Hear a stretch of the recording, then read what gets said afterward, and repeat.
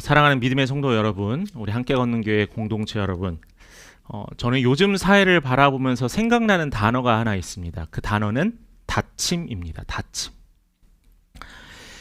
물론 우리가 사는 사회는 정말 지식과 정보가 너무나 풍요롭게 주변에 쉽게 찾아볼 수 있습니다.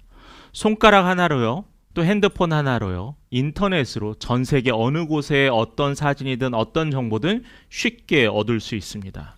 그런데요, 이렇게 정보의 세계는 무한하게 열려 있는데 우리 각자의 사람의 마음은 좀 닫혀 있습니다. 서로의 얼굴을 보지 않아도 살아갈 수 있고요, 말 한마디 않아도 하루가 지나가는 사람들이 있습니다. 얼마 전 뉴스에서 이런 기사를 봤습니다. 20대 청년 6개월간 방 안에서 한 발자국도 움직이지 않았다라는 겁니다. 그의 방에는 배달 음식의 용기들로 가득했고요, 또한 수많은 쓰레기들은 그의 집에 가득 찼습니다. 치울 생각도 못하고 나갈 생각도 못했습니다. 그는 이렇게 이야기했습니다. 사람과 마주하는 게 두려워요. 나가서 할 수 있는 게 없어요. 그냥 문을 닫고 사는 게 편합니다. 라는 이야기를 합니다. 이건 이 청년 한 명만의 문제일까요? 저는 그렇다라고 생각하지 않습니다. 요즘 고립 청년이라는 단어가 있습니다. 고독사라는 단어는 아주 오래전부터 우리 주위에서 아주 익숙한 단어였었던 거죠. 제가 그때 고독사 단어를 처음 들었을 때는 되게 충격이었습니다. 어떻게 사람이 집에서 죽은 지 긴 시간 동안 아무도 찾아오지 않을 수 있지 했는데 이제는 그게 그냥 일상화되는 경우도 있어요. 사람이 서로 어울려 사는 세상인데 정작 우리들의 마음과 삶은 이렇게 단절되어 있는 상태로 살아갑니다. 그래서 이런 말들이 자연스럽게 들려요. 청년들은 뭐라고 하는지 아세요? 인생의 문이 닫혔다라고 합니다. 중년은 뭐라고 하는지 아세요? 내 인생에 더 이상 내 문이 열리지 않는다라고 합니다.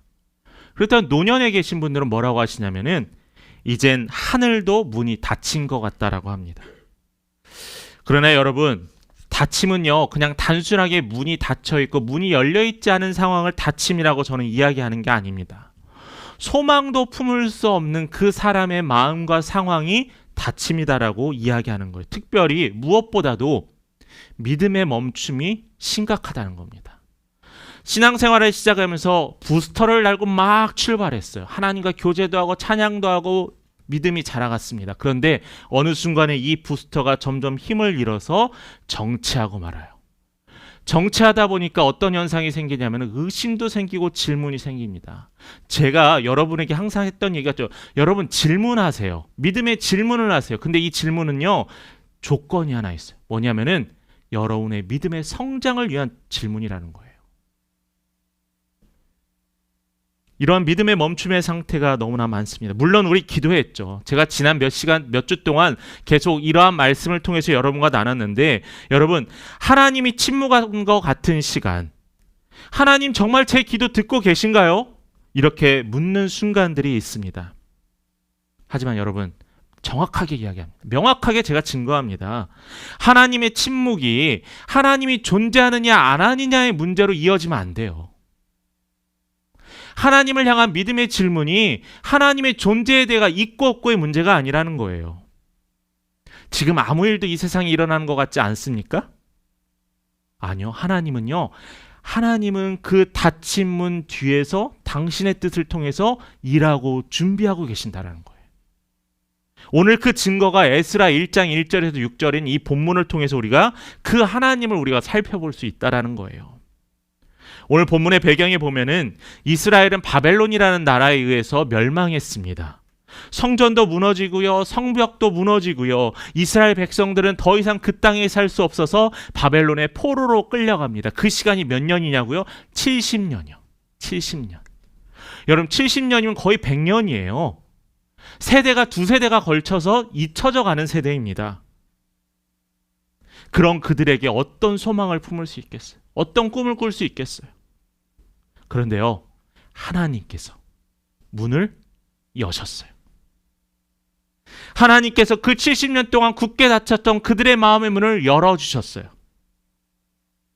오늘 그 말씀을 통해서 우리 하나님께서 어떻게 그 말씀을 통해서 어떻게 닫힌 문을 여시는지 우리 세 가지 인사이트, 세 가지 중점에 대해서 우리 같이 나눠봤으면 좋겠습니다. 우리 1절의 말씀 우리 잠깐 한번 볼까요? 바사왕 고레스 원년에 여호와께서 예레미야의 입을 통하여 하신 말씀을 이루게 하시려고 라고 했습니다. 1절의 말씀에 보면은 이런 말씀이 있습니다. 오해하지 말아야 되겠어요. 이루게 하시려고라는 거예요. 여러분, 이스라엘이 오랫동안 나라도 뺏기고 소망도 품을 수 없고 노예로 끌려가는 그 상황에서 멸시를 당하고 고통을 당하면서 그들이 어떤 소망을 품을 수 있겠어요? 하나님의 백성이다라고 그들이 이야기했지만 그들이 진짜 하나님의 백성인지 오해하잖아요. 잊지 않잖아요. 잊어버리잖아요. 그런데 여러분, 이스라엘의 회복이 누구부터 시작됐는지 아세요? 1절 앞부분에 바사왕 고레스 때부터 시작되었습니다. 근데요, 여러분, 오해하면 안 돼요. 이 고레스라는 왕이 그들을 풀어준 게 아니에요. 이스라엘 백성들이 출애굽하는 과정에서 바로가 그들을 풀어준 게 아니에요. 모세가 풀어준 게 아니에요. 누가 하셨죠? 하나님이 하셨어요. 그 증거가 있어요. 1절에 하나님의 예레미야의 입을 통하여 하신 하나님의 말씀을 어떻게 한다고요? 이루게 하시려는 거예요. 하나님이 예레미야를 통해서 이스라엘 백성을 향해 했던 그 약속을 누가 하신다고요? 하나님이 그 약속을 이루신대요. 하나님이 하신다라는 거예요. 이 이루시려고 하는 뜻은 뭐냐면은 가득 채우다, 완성하다라는 뜻이 있거든요. 하나님께서 갑자기 그 이스라엘 백성의 불쌍한 모습을 보고 한순간에 피해를 받으셔서 내가 그들 구출해야겠다, 그런 게 아니에요. 이미 예레미야를 통해서 오랜 시간 전부터 약속한 그 약속의 시간이 바로 이 고레스 왕을 통해서 하나님께서 하신다라는 뜻이에요.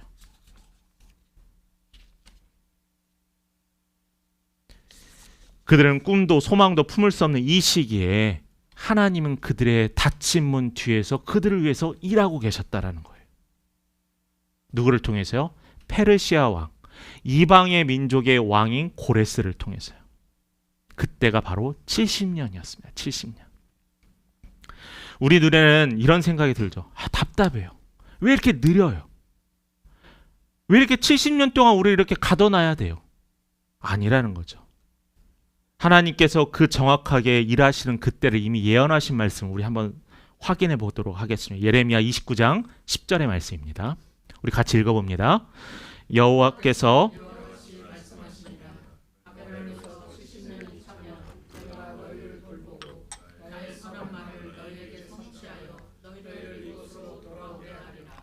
아멘.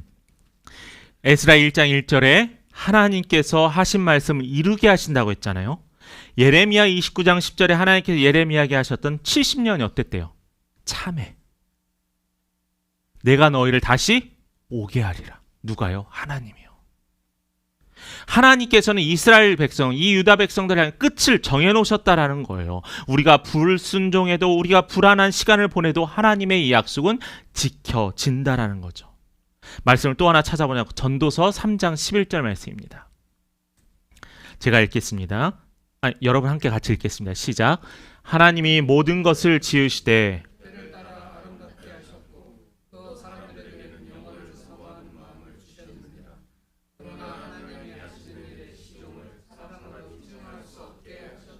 자, 전도서 3장 11절의 앞부분에 보면 어떤 말씀이 모든 것을 뭘 따라요? 때를 따라.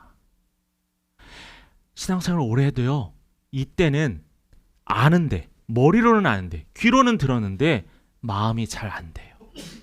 왜냐하면 우리는 그때가 빨리 이루어지길 바라거든요. 하나님께서는 일을 안 하신다는 게 아니에요. 하나님께서 여러분을 사랑하지 않는다는 게 아니에요. 그런데 우리의 마음에 뭐가 있어요? 조급함이 있었다는 거죠. 우리가 보기에는 느려도 하나님은 그때를 정해놓으셔서 그때를 위해서 준비해 놓고 계신다. 그런데 우리는 조급해요. 빨리 됐으면 좋겠어요. 뭔가 큰 성과가 보였으면 좋겠어요. 그런데 하나님은 그것을 말씀하셨던 게 아니에요. 가장 아름다운 때에 우리에게 준비해 놓으셨다라는 거죠. 그게 바로 하나님의 때라는 겁니다. 저는 이게 때로는 방패가 돼요. 때로는 저는 이게 위로가 돼요. 때로는 이게 소망이 됩니다. 시간이 흘러서가 아니라 하나님께서 정하신 때입니다. 최고의 조화로 아름답게 하신 하나님께서 당신의 계획을 아름답게 만드신다라는 거죠. 그분의 완벽한 계획한 시간이 있으니 여러분 믿으시기 바래요. 하나님은 일하고 계십니다. 지금도 이 자리에 함께 하십니다. 우리가 보지 못한다고요? 내가 느끼지 못한다고 하나님이 존재하느냐 안 하느냐? 그런 질문들 세상 사람들 합니다. 자신들이 지식인이라고 해서 하나님이 존재하지 않는다 해서 이야기해요. 그러나 그들은 자신들이 아는 것만 가지고 하나님을 평가하는 거예요.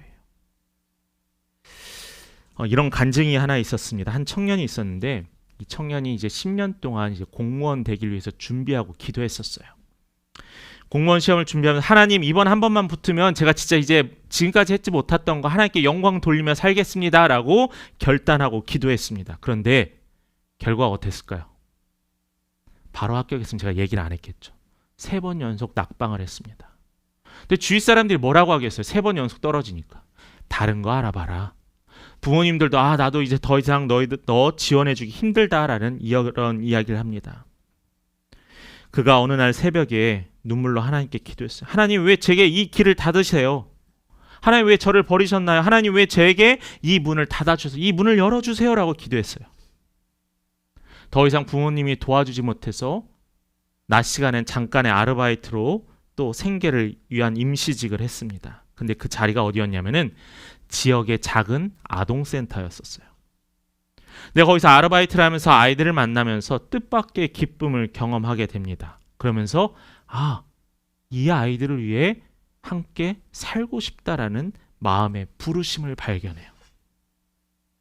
그런데 그 닫힌 문 뒤에 하나님은 결국 전혀 다른 문을 준비해 놓으셨다는 거죠.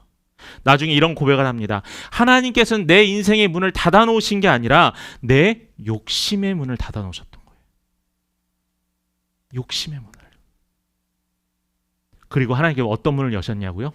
하나님의 부르심의 사명의 문을 열어놓으셨던 거예요. 사랑하는 성도 여러분, 닫히면 끝이 아닙니다. 하나님께서는 그때 가장 정확한 때, 가장 여러분들에게 놀라운 성과가 있을 그때를 위해서 예비하시고 일하고 계신다는 것. 여러분, 상상하지 못할 그 하나님이 예비하신 길에 여러분 소망을 품으시는 우리 귀한 믿음의 성도들 간절히 소망합니다. 오늘 우리가 본문에 또한 2절과 4절에 보면은 하나님은 어떻게 하시면 사람의 마음을 움직이세요. 본문 2절을 한번 볼까요? 바사왕 고레스는 말하노니 하늘의 하나님 여호와께서 세상 모든 나라를 내게 주셨고 나에게 명령하사 유다 예루살렘에 성전을 건축하라 하셨나니. 하나님께서 이 고레스 왕에게 뭐래요? 이방 왕에게, 하나님을 알지도 못하는 이 고레스 왕에게 내가 유다 예루살렘에 성전을 건축하라라 명령을 했습니다. 이게 누구의 입을 통해서 한 거예요? 고레스가 이야기한 거예요. 하나님을 믿는 사람만을 위해서 하나님이 일하시는 게 아니더라고요. 믿지 않는 자를 통해서도 하나님이 일하시더라고요. 이방 사람을 통해서도 하나님이 일하시더라고요. 남자와 여자 신앙의 연합은 중요하지 않아요. 하나님이 일하시겠다라고 하시면은 주가 일하신다는 거죠. 이미 성경에서 우리 이런 일들 너무나 많이 봤어요. 이스라엘을 벌하신 바벨론의 느부갓네살 왕을 봤습니다. 그도 이방인이었습니다. 이방의 여인이었는데도 불구하고 이스라엘 민족의 예수의 조상이 되었던 룻이라는 여인이 있었습니다. 또한 이방인 최초로 또한 성령 받은 고넬료도 있었습니다. 여러분, 하나님의 뜻이 이루어질 때는 신앙의 경계, 출신 그 어떤 것도 그분에게 문제가 되지 않아요. 하나님께서 내가 일하시겠다라고 하면은 그때부터 이루어진다라는 거예요. 그래서 1절에 후반절에 한번 볼까요? 중간에 보면은 이루게 하시려고 바사왕 고레스의 마음을 어떻게 했대요? 감동시키셨대요. 감동시키다는 게 뭐예요? 잠든 것을 깨우다라는 거예요. 막 속을 막 흔들다라는 거. 감동시키다. 우리가 생각하는 감동은 나에게 큰 선물을 주거나 내가 생각하지 않은 걸 받게 되거나 그걸 감동이라고 하잖아요. 그런데 하나님의 감동은요, 잠든 것을 깨우는 거예요. 흔드는 거예요. 하나님께서 이 이방의 왕, 당시에 최고의 힘을 가진 이 고레스의 마음에 감동을 주셨다라는 겁니다. 사람은 보통 외부의 자극에 의해서 반응하죠. 질투도요, 목표도요, 또 자극을 받아서 내가 바뀌게 됩니다. 그런데요, 하나님께서는 어떻게 하신 줄 아세요? 우리 마음에 잡힌 이 굳은 뿌리를, 굳은 경험과 나의 생각과 나의 판단과 나의 행동을 흔들어 버리신다는 거예요. 잠언 21장 1절 한번 같이 읽어볼까요? 같이 읽겠습니다. 시작.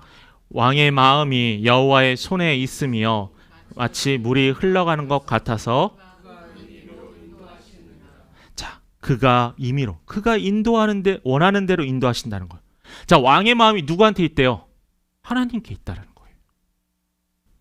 겉보기에는 여러분 왕의 결정을 내리는 것 같지만 보이지 않는 하나님의 그 손이 그 마음을 감동을 주셨다라는 거예요. 저는 이것을 특별하게 성경적인 용어로 하나님의 통치라고 하고 있어요. 하나님의 보이지 않는 통치. 여러분이 살아가시면서, 대한민국이라는 이 나라에 살아가시면서 진짜 대통령이 나에게 영향을 준다라고 느끼는 적들을 매일매일 경험하고 계시죠? 아니잖아요. 나에게 어떤 혜택되는 거, 아니면 내가 피해받는 거, 그때 대통령 때문에, 대통령 덕분에라는 이야기를 합니다. 그런데 우리 하나님도 마찬가지예요. 하나님도 이런 이야기를 하시는 거예요. 하나님은요, 세상에서는 강한 규율과 법으로 그들을 다스리고 그들을 통제합니다. 그런데 우리 하나님은 달라요. 여러분 생각하기에 하나님이 여러분 벌 주셔서 여러분이 하나님을 두려워한다고 생각하시나요? 아니에요. 우리 하나님은요, 우리에게 감동을 주시는 거예요. 감동. 하나님은 결코 억지로 사람의 마음을 움직이거나 돌리지 않으세요. 그분의 움직이는 방법은 우리에게 감동을 주사라는 거예요. 고레스 왕에게 감동을 주사, 우리 마음에 감동을 주사, 하나님의 은혜로 말미암아 우리에게 마음의 방향을 바꾸셨다는 거죠. 우리 신앙생활하면 이런 질문 해볼 수 있습니다. 인간은 하나님에 의해 일이 일어나니까 우리는 그냥 흘러가는 대로 살면 되나요? 라고 하는 사람들이 있어요. 다 모든 건 하나님께서 정하셨으니까 우리는 거기에 순종하면 돼라고 하는 사람이 있습니다. 어떤 사람은 그래요. 비관적으로 비아냥거려요. 하나님이 다 정해놓으셨는데 내가 굳이 무엇을 해야 되나요? 라고 이야기를 합니다. 토저라는 신학자가 이러한 이야기를 해서 한번 화면 띄워주시겠어요? 하나님의 주권은요, 정말 너무나 좋은 비유 같거든요. 하나님의 주권은 바다의 조류와 같다. 인간이 그 위에서 노를 젓는 것 같아서 자신이 원하는 방향으로 가는 것 같지만 결국 바다는 그들을 하나님이 정하신 해안으로 데리고 간다는 거예요. 여러분, 여기에요, 중요한 신학적인 사실이 있어요. 하나님의 주권, 하나님이 계획하시는 것과 인간의 자유에 대한 이것을 보여주셨어요. 관계를. 여러분이 바다에서 원하는 목적지가 있으면 노를 저어갑니다. 우리는 방향을 선택하고 어떻게 계획을 할 거고 어떻게 출발합니다. 그러나 그 바다의 흐름은 결국 누구라고요? 바람은 누구라고요? 하나님께서 하시는 거라는 거예요. 여러분, 이 믿음이요, 이 시선이 믿는 자의 시선이에요. 믿는 자는 달라야 돼요. 내가 잘해서 됐다가 아니라 하나님이 함께 하셔서 하나님이 도우셔서 됐습니다라는 것이 믿는 자의 신앙의 고백이라는 거죠. 우리의 삶이 내 선택으로 흘러가는 것 같지만 물길의 방향은 하나님의 손에 있습니다. 우리는 종종 이렇게, 저 사람 절대 변하지 않아. 이 일은 아무리 노력해도 안 될 거야. 그런데 여러분, 하나님은요, 방향을 바꾸는 것뿐만 아니라 사람을 바꾸는 것을 우리가 얼마나 많이 경험했습니까? 그 증거가 여러분들이잖아요. 그 증거가 저잖아요. 우리 교회잖아요. 하나님이 한 사람의 마음을 움직이시면 그는 자기의 의지대로 절대 하지 않았을 선택을 하게 됩니다. 왜냐하면 그 사람의 마음의 주인은 하나님이시기 때문이에요.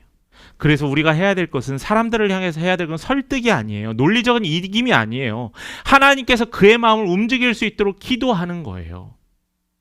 전도요, 내가 하려고 하는 것, 전도지 나눠주는 것 중요합니다. 아주 중요해야 돼요. 믿지 않는 자를 위해서 기도하는 게 근데 더 중요하다라는 겁니다. 하나님이 그의 마음을 움직이시도록 기도하는 일, 그게 바로 중요한 거예요. 그래서 우리에게 하나님은 기도를 멈추지 말라고 하는 거예요. 전도 축제에서 선물도 주고 오시는 분 환영도 하고 축제도 합니다. 너무나 좋아요. 그런데 여러분, 그것을 위해서 더 많은 기도가 필요하다는 거예요. 하나님께서 고레스의 마음을 감동시키자 그는 이렇게 선포했습니다. 2절과 3절은 우리가 같이 읽어보겠습니다. 2절에 유다 예루살렘부터 함께 읽어보도록. 유다 예루살렘에 3절 읽겠습니다.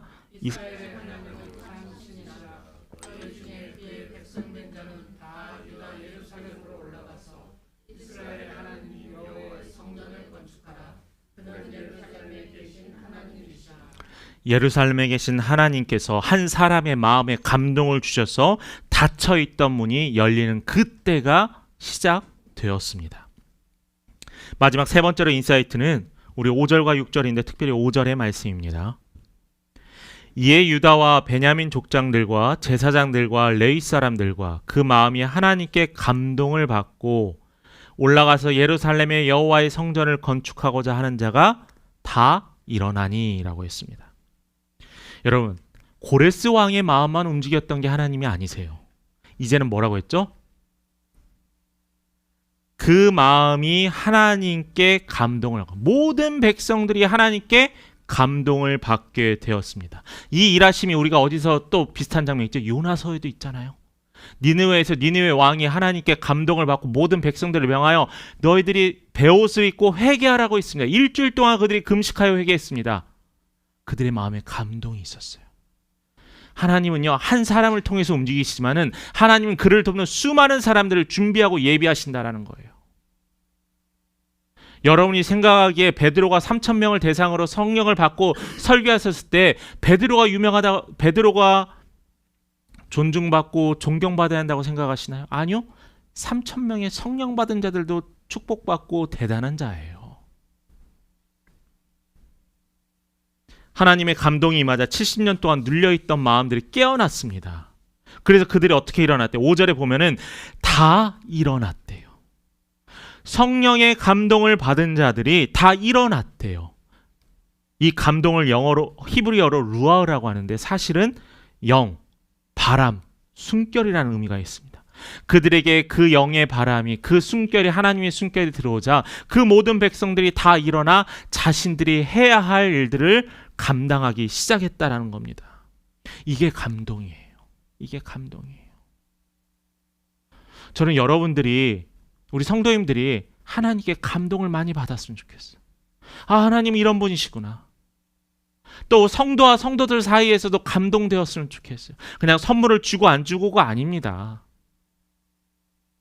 감동이 되었으면 좋겠어요. 그래서 그 감동을 시그널이라고 말할 수 있어요. 마음이 뜨거워지는 그때를 이야기하는 게 아니에요. 하나님이 나를 통하여 일을 하려는 그 신호, 그 증거가 있으니 빌립보서 2장 13절 우리 마지막으로 한번 같이 봉독 읽겠습니다. 빌립보서 2장 13절입니다. 시작. 너희 안에서 행하시는 이는 하나님이시니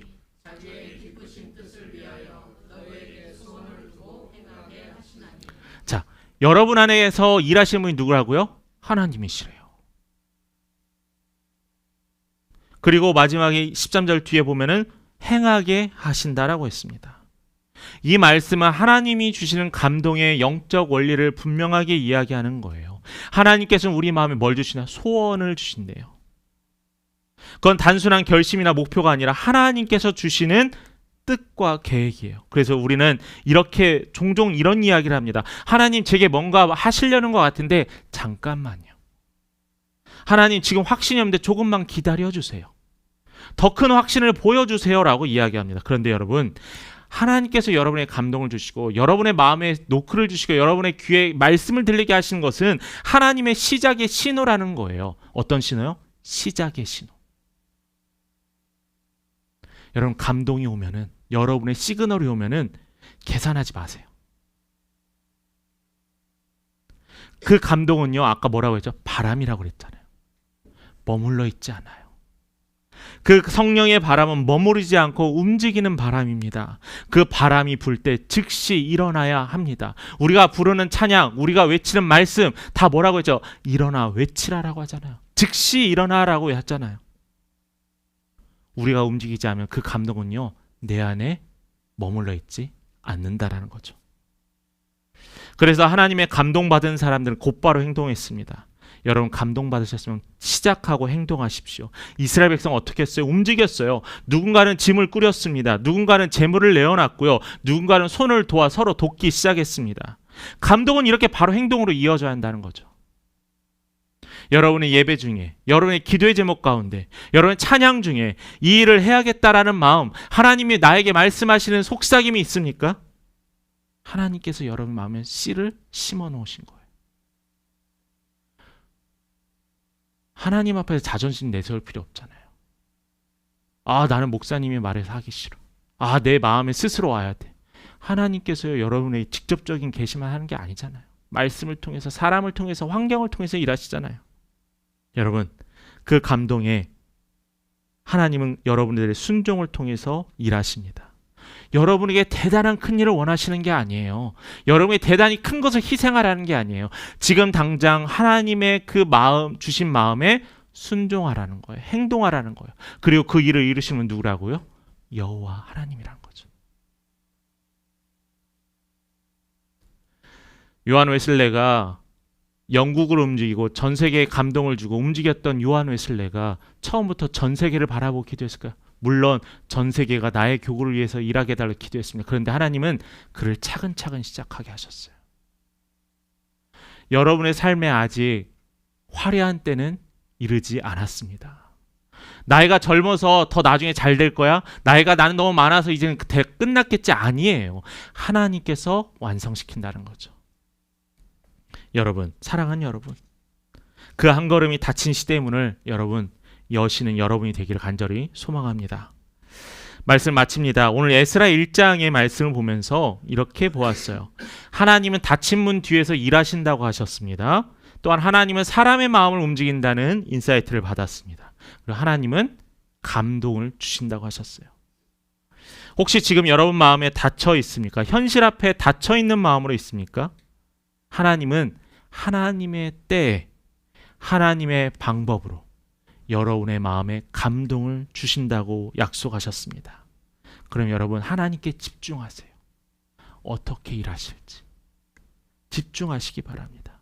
그리고 그 마음에 감동이 온다면은 계산하지 말고 즉시 아멘으로 순종하시길 바라요. 그때부터 하나님의 놀라운 역사의 시작은 더욱더 부흥케 됩니다. 여러분의 그 한 걸음이 하나님의 놀라운 일들이 일어나는 자리입니다. 그럼 이제부터 여러분의 삶 속에 하나님의 감동이 끊이지 않길 간절히 축복합니다.